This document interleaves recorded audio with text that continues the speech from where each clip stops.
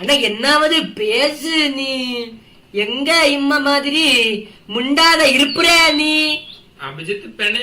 அபிஜித் என்ன என்ன வந்தொரு ரொமான்ஸ். உனக்கு யாரு அந்த பையனை இஷ்டப்பட்டா?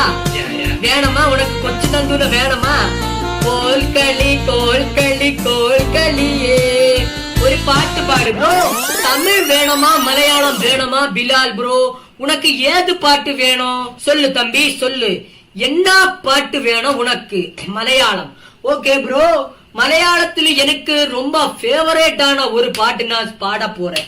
ராசாத்தியுன்ன காணாத நெஞ்சு காத்தாடி போலாடுது.